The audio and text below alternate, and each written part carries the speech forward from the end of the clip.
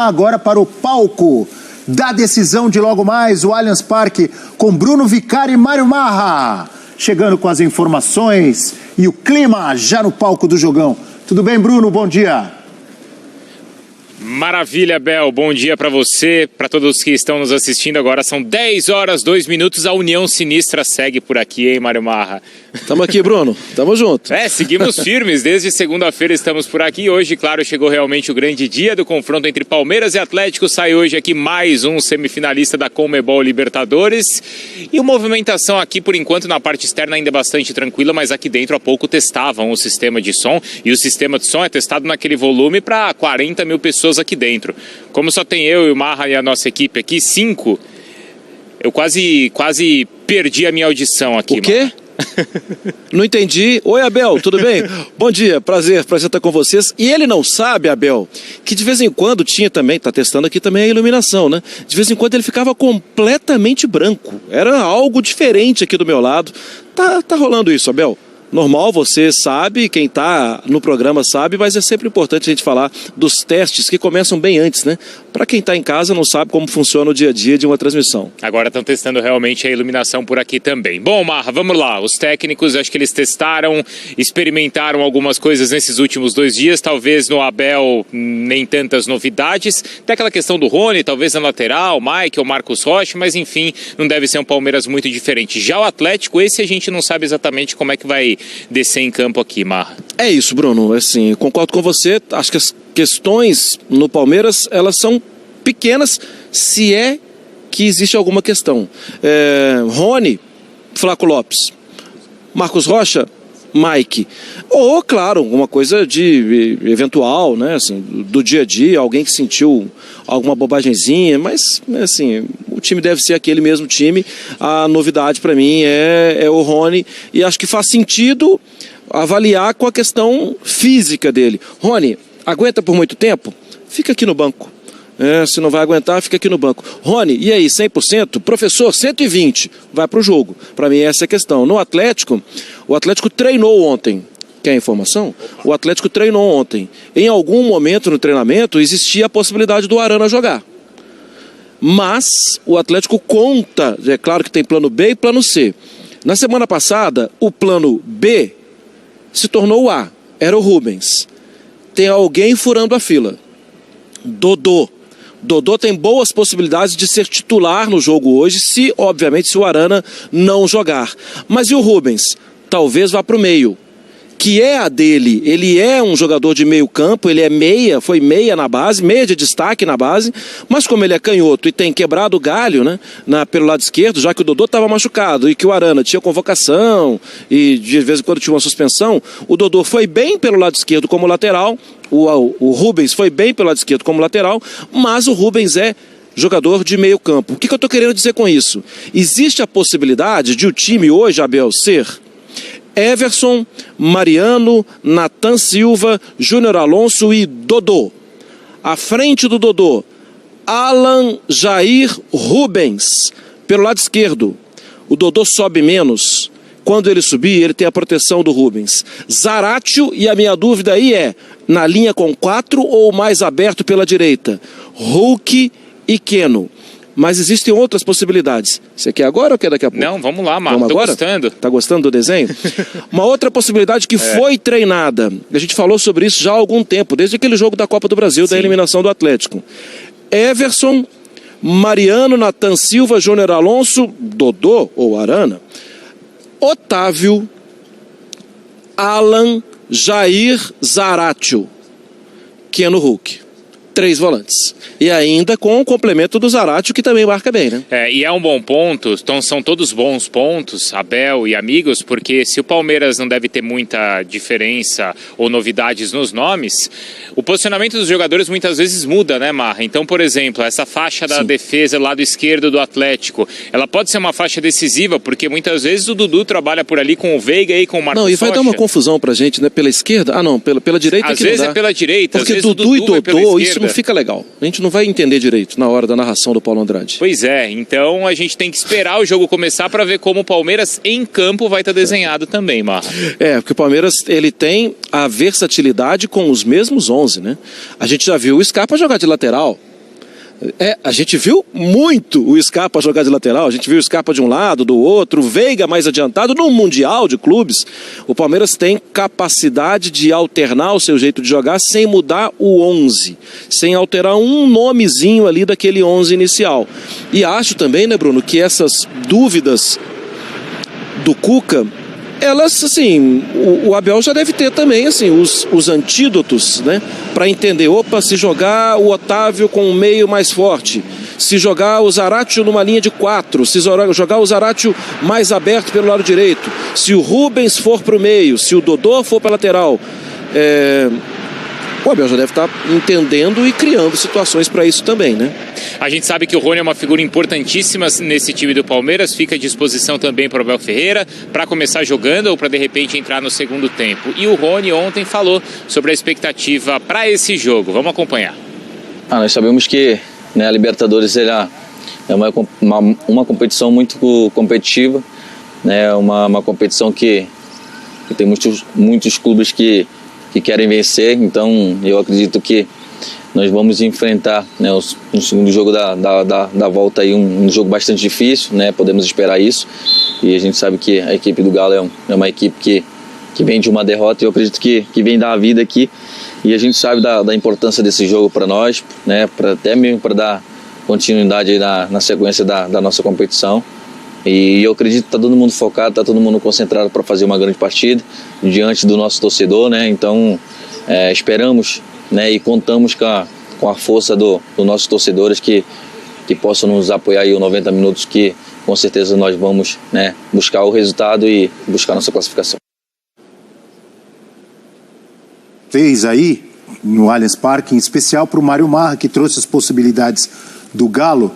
Primeiro, o que você acha, Marra, que o Cuca está pensando, tramando, planejando com essas mudanças? Com a possibilidade do Rubens no meio de campo, o Dodô na lateral esquerda, caso o Arano realmente não jogue. O que mudaria na forma do Galo jogar e o que muda no jogo a volta do Rony, na sua opinião?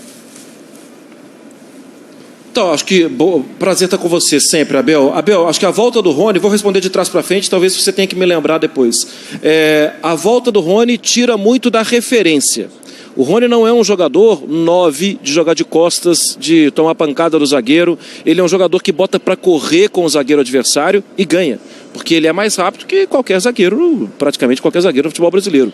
E ele se movimenta, ele tenta arrastar a defesa.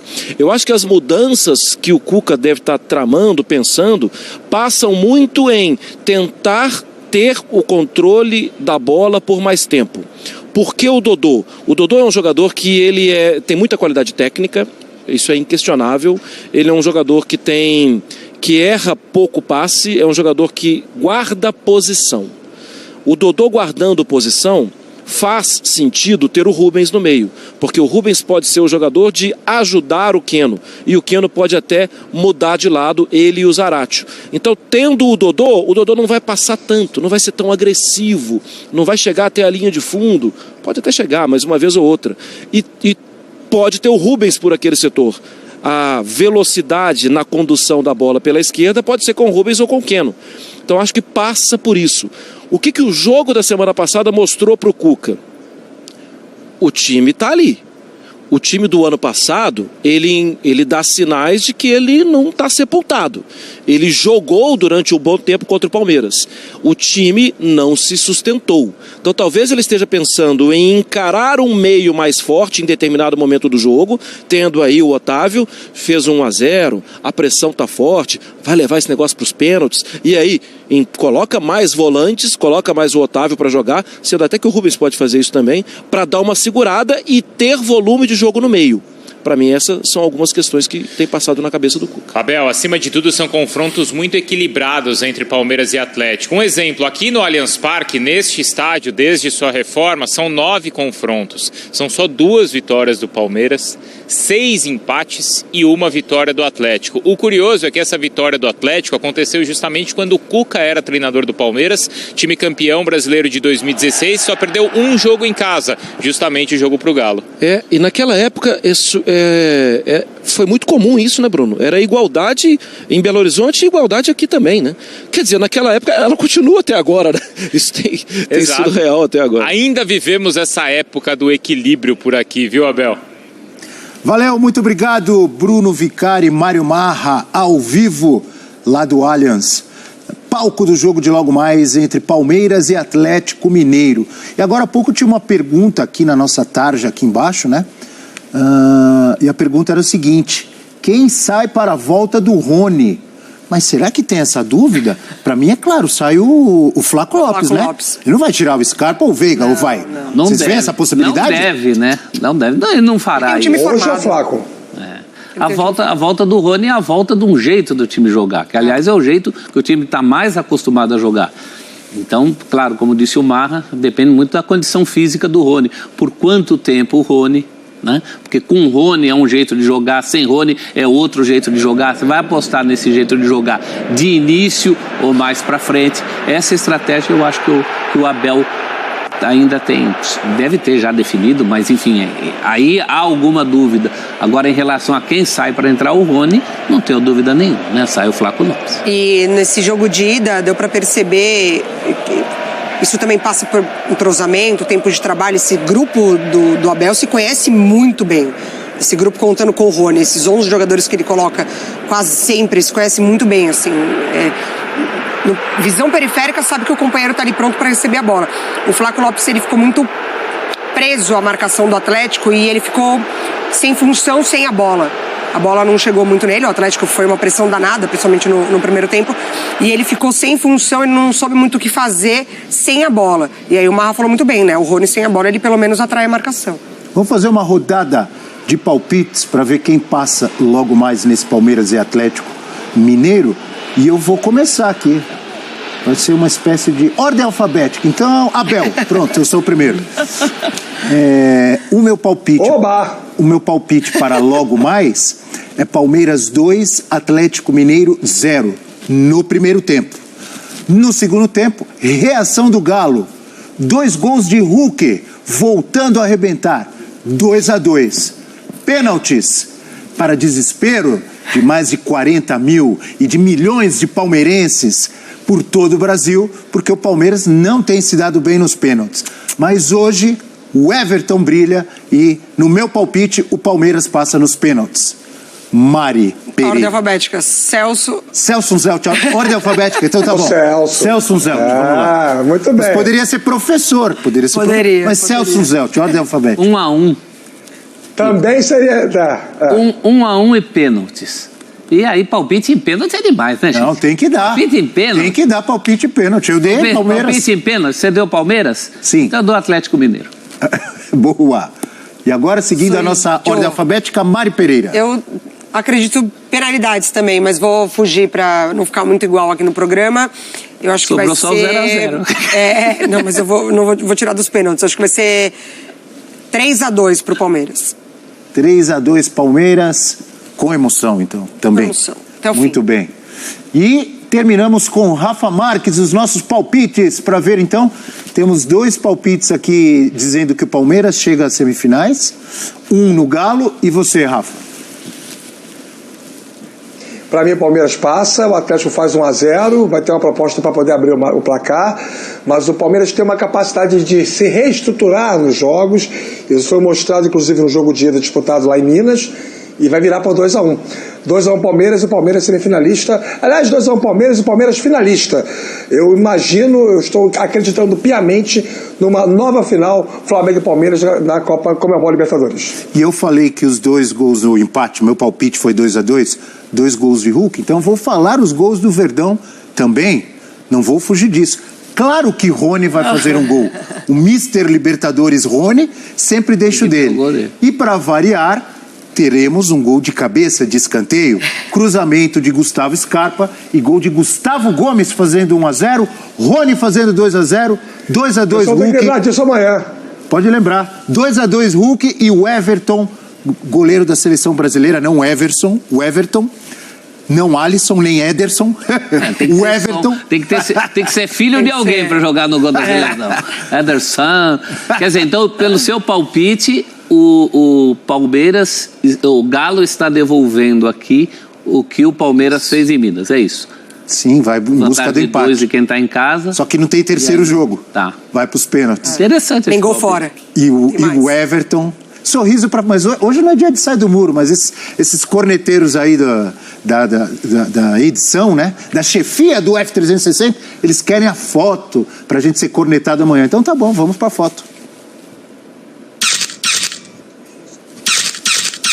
Registrado esse momento épico, memorável dos palpites para Palmeiras e Atlético Mineiro. E agora voltamos a falar de Flamengo, classificado para as semifinais.